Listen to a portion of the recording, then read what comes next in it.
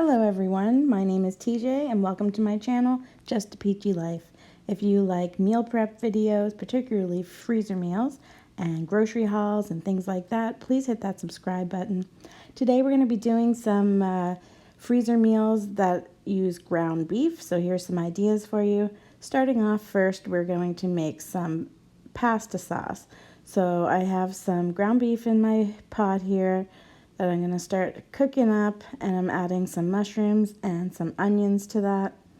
We're just going to get that all cooked up, get it all browned up. I'm going to add in some minced garlic, and this is just like a traditional meat bolognese type sauce that I use on pasta. You can use it in lasagna, any kind of pasta type dish. So to that, we're going to add some freeze-dried Italian seasoning. You can use dried as well or fresh. I just like to use a different combination. You'll see here I do use another version of it a few minutes later here. So once we get that all cooked up, we are actually going to dump that right into our crock pot. So this is a very simple way to do this, because you just cook up your meat and veg, dump it in your crock pot, and now we're just going to add all of the other ingredients straight to our crock pot and let that cook all day. So to this, we're going to add some diced tomatoes, and these are the large cans. They're going to add 2 cans of the diced tomatoes, and then there'll also be 2 cans of crushed tomatoes. And to these, we're going to be adding lots of spices as well here in a minute. Make sure you get all that. I'm going to give it a stir just to start incorporating it, but there's still more to add here in a second. And you can also make this just on your stove top and let it simmer, which is how I used to make it. And then I decided to start putting in my slow cooker, and it just makes it even easier. So here's that second can of the crushed tomatoes going in as well. Now I have 1 can of tomato sauce, and I'm just pointing out that I accidentally ripped the label when I was using the can opener. So that is tomato sauce.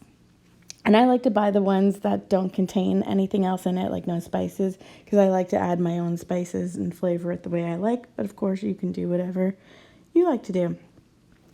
And here I'm going to add in 1 small can of tomato paste. That will just deepen the flavor and also thicken it up. So here comes some chili powder. This is the dry Italian seasoning. So again, you could use fresh or dried or the freeze-dried like I had there. I just like the combination of the two different ones. And now I'm doing some crushed chili flakes. And this is all to taste, so I don't have an actual recipe of how much I put in. I've just been making it for so many years that I kind of eyeball it and throw in the amount of each spice that I like. Now we're going to add some garlic powder, and we do have that minced garlic in there already as well, but I do like to add a little bit of the garlic powder in there too. Next we have oregano. No pasta sauce is complete without oregano. That is the traditional flavor that you'll get from any type of spaghetti or even pizza sauce. Next we have thyme, and I like to use the ones that are, the little bits of leaves, not completely ground up. I should be getting towards the end of our spices here in a sec.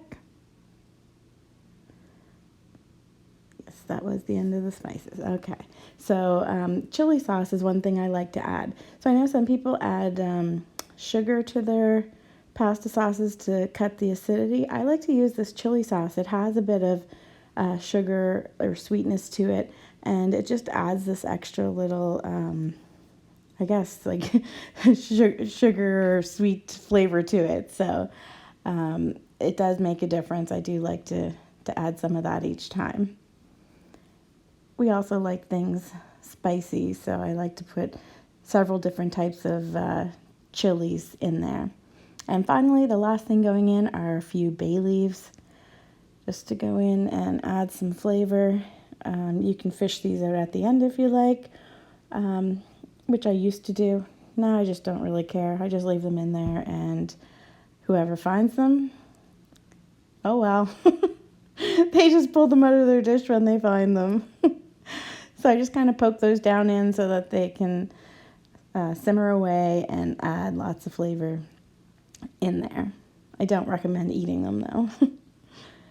So that's it for the pasta sauce. It has gone on, and I put that in the slow cooker for I think it was about 6 to 8 hours on low.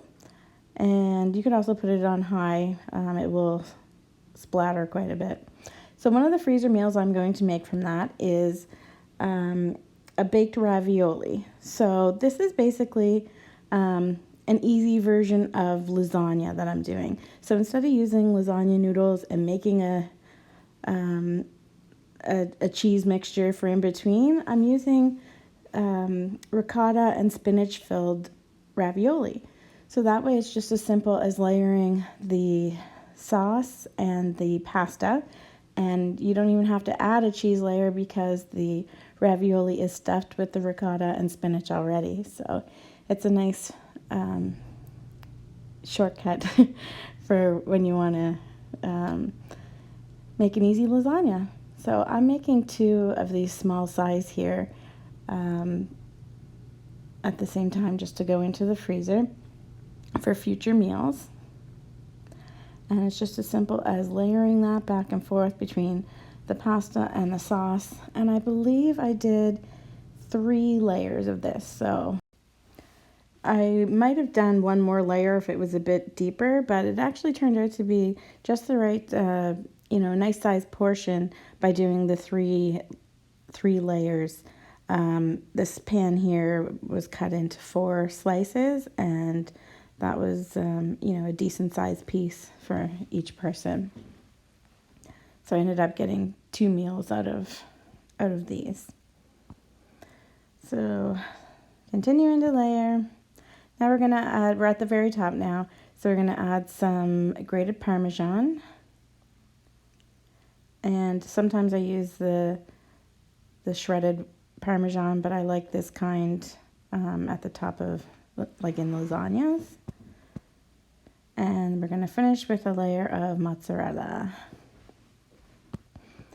That's my favorite part of the lasagna, to be honest with you, is that nice kind of when it gets a bit crispy or crunchy on the top from the melted cheese and sauce all together.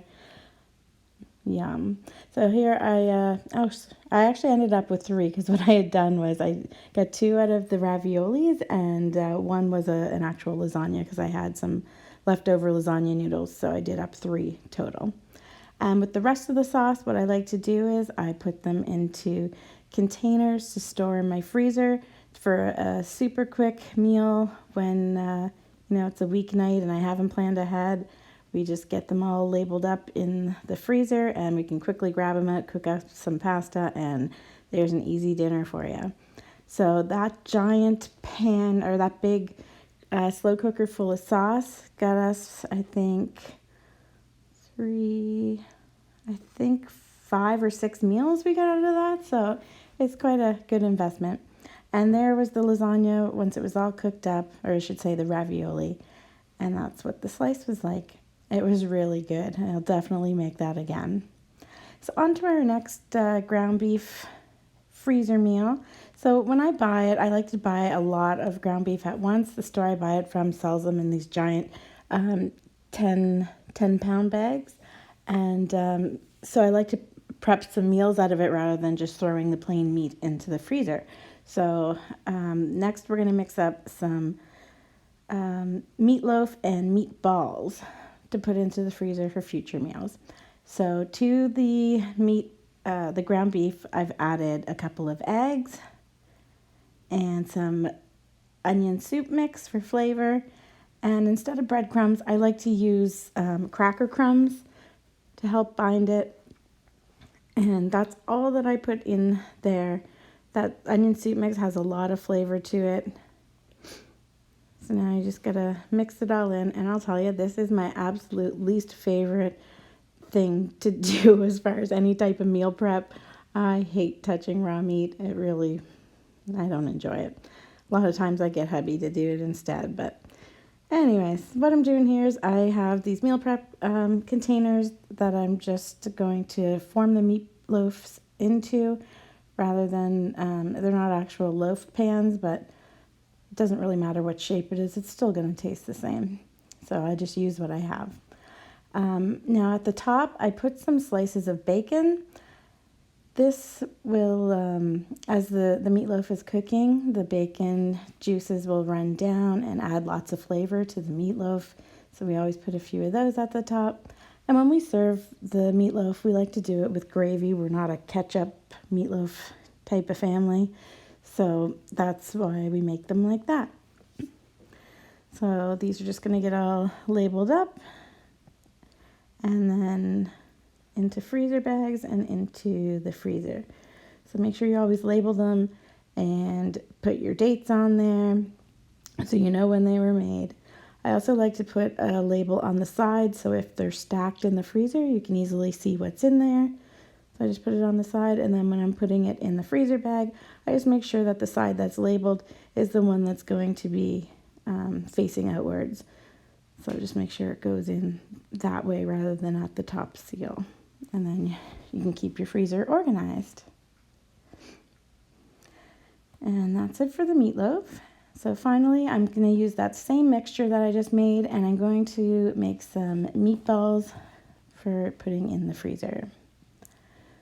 So I like to just use a small size cookie scoop, ice cream scoop, whatever you want to call it. This is a number 50, if that means anything to you.